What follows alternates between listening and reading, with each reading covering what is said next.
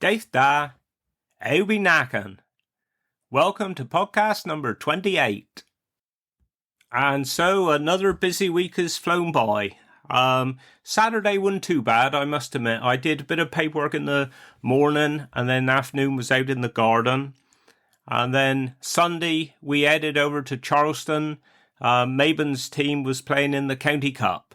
And it was a tough little game, really, I must admit. But we ended up winning 5-1. But that score didn't reflect quite how tight the game was. It was a good game. And then I had to do me 19-mile run. So on the way back, I said to Beth, drop me at Bodmin Jail. And from there, I'll run down to the Borough Arms, up the Camel Trail to St. Breward, and then back all the way to Wadebridge. But more about that directly. I think that'll be my main topic today for the podcast. Me working week then, I did have the whole day in the office on Monday, catching up a bit on more paperwork. And then the rest of the week, various trips to Glyn Valley again, and also a few different churches, ranging from St. Petrock's Church in Bodmin, which I think I might have said before is the largest parish church in Cornwall, and then St. Mabon Church, Cardinham, we was up there too. And if you're ever up that way, you want to have a look at they got two fantastic Celtic crosses up there.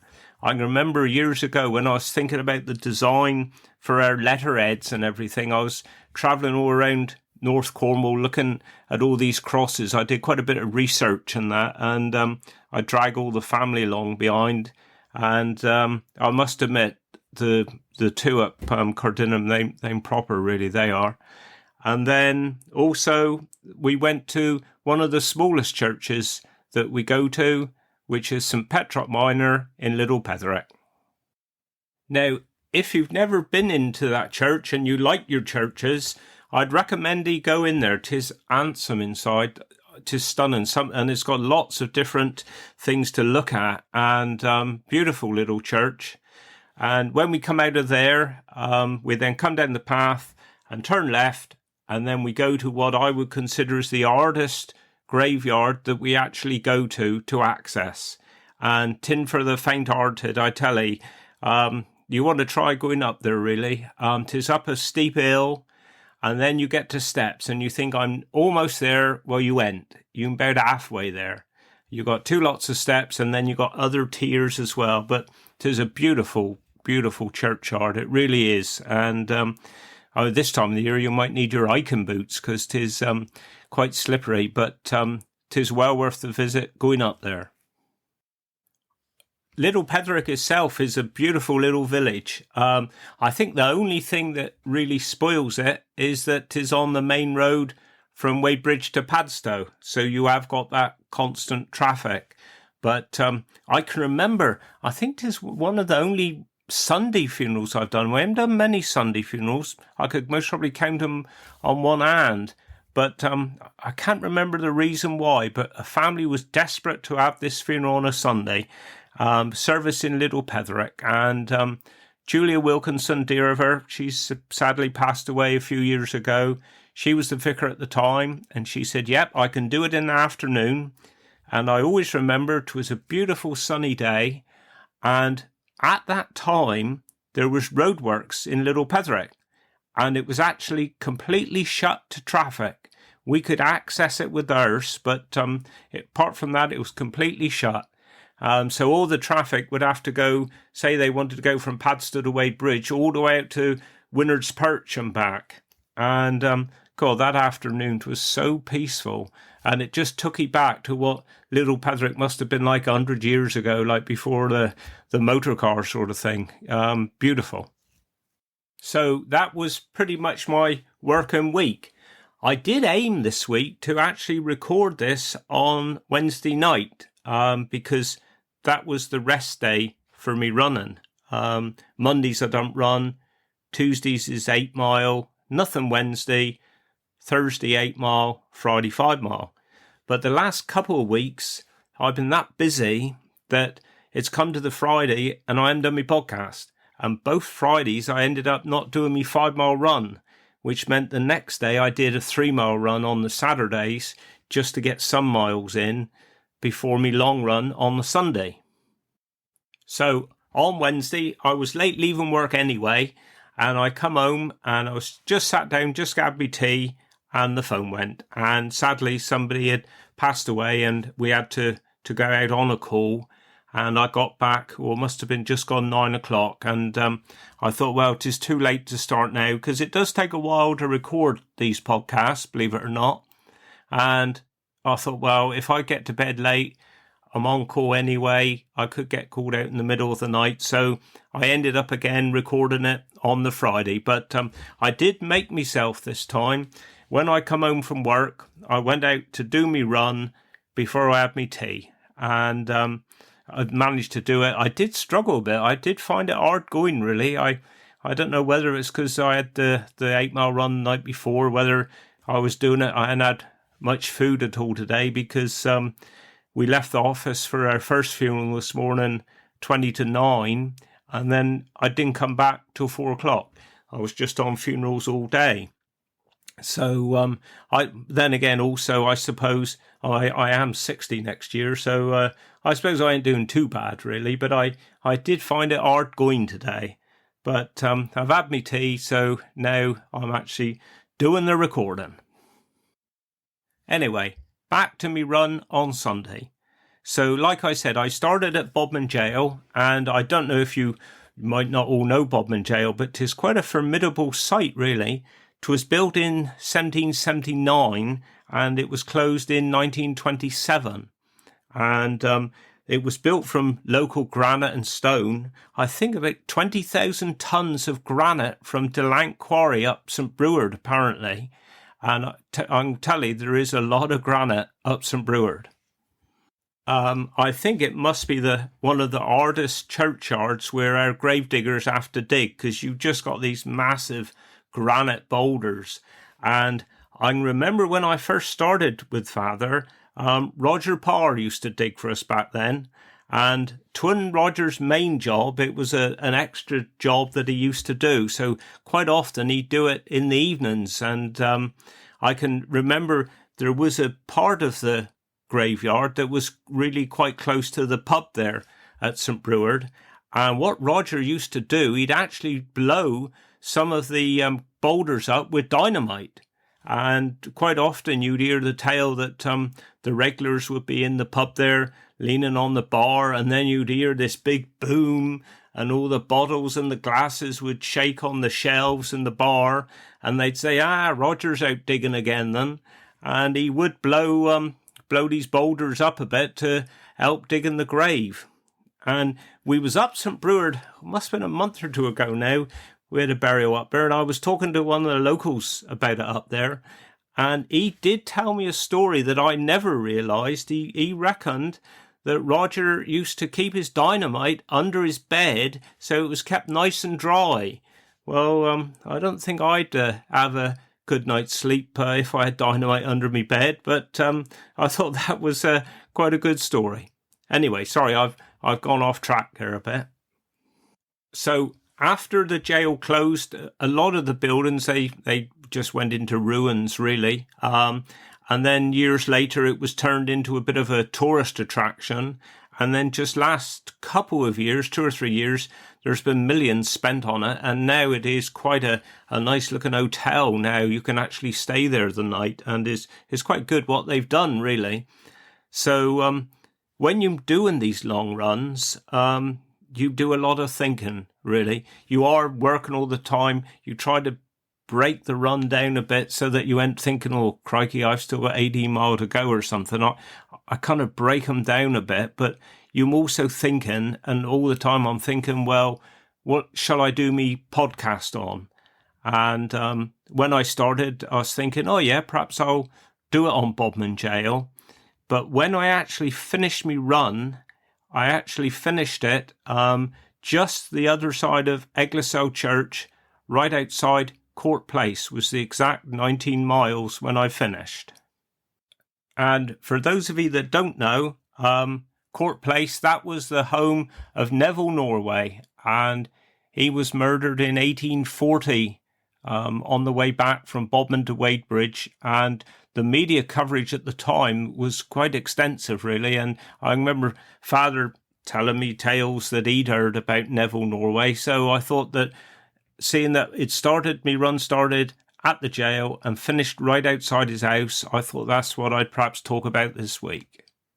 So Neville was actually born, I think, at Court Place, which is just 100 yards up the road from where I live now. And I think he was very well known and very popular when he was living. I think he was a shipping merchant, and he lived there at Egloshayle. Like I say, he was very well known. He used to travel to all the markets, buying and selling. And on April the 8th in 1840, Neville was at this market at Bodmin, and he was actually spotted by the Lightfoot brothers, and that was William and James. And they did notice that he did have quite a bit of money on him. And I don't think Neville went straight home, they reckon, but I think he stayed in Bodmin till about 10 o'clock. And then on his way home, he was on horseback, which was, of course, the main mode of transport in those days. He had a grey horse he was riding at the time. And a little later that evening, there was two other chaps coming back from Bodmin to Wadebridge, and just along the road from where I live at Clapper, they spotted Neville's horse, which I don't think they realised was his at the time. The horse run off, but then they saw a couple other men, and they said that they thought it did belong to Neville Norway. So they went to Court Place, and there, sure enough, the horse was standing by the stable gate. So a group of men, they all got together, and they headed back towards Bodmin, because they did notice there were spots of blood on the saddle of the horse. And sure enough, just the other side of Slade's Bridge, they found the body of Neville Norway. A doctor was there amongst the group of men, and he did an examination, and there was lots of face and head injuries.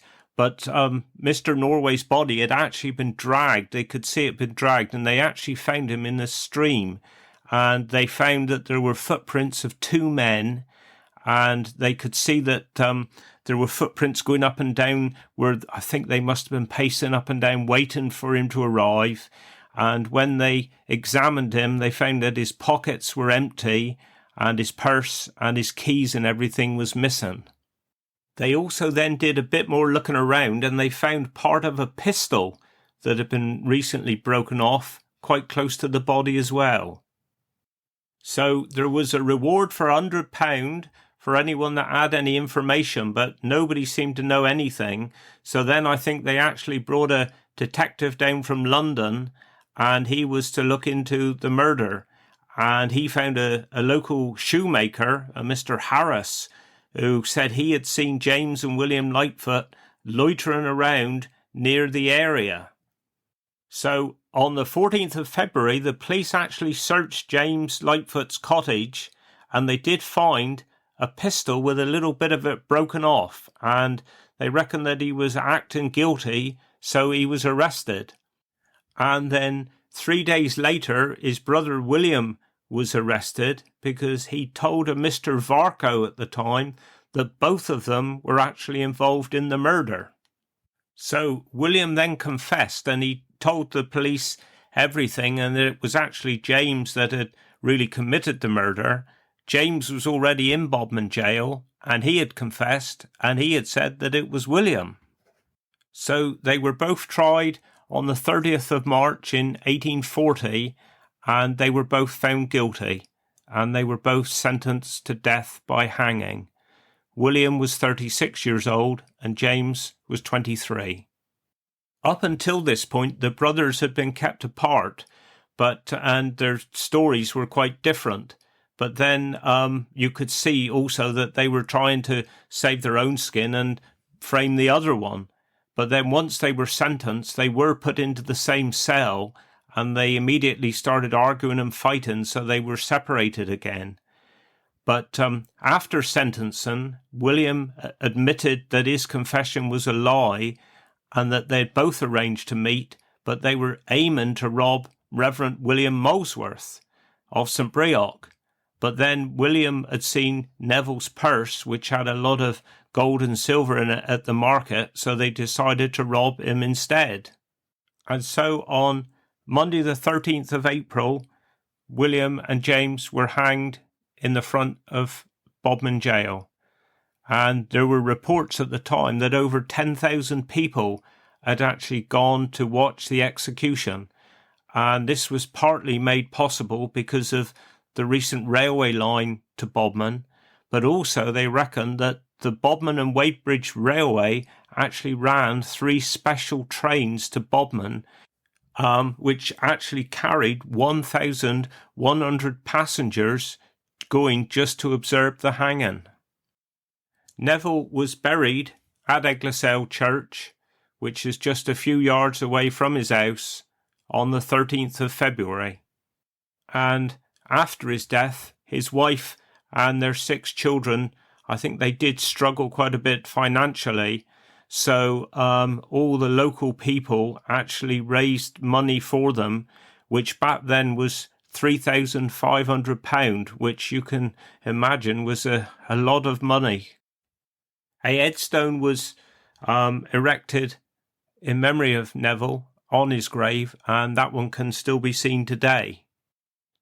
There is one final interesting twist to this story, and that concerns Neville's brother Edmund, who was away at sea at the time, and he was a bit of a psychic, and they reckon that when the murder was taking place, I think it was, he had this dream, and he woke in the morning and he wrote everything down in the ship's log as to his brother being attacked by 2 men, being dragged off the horse and everything.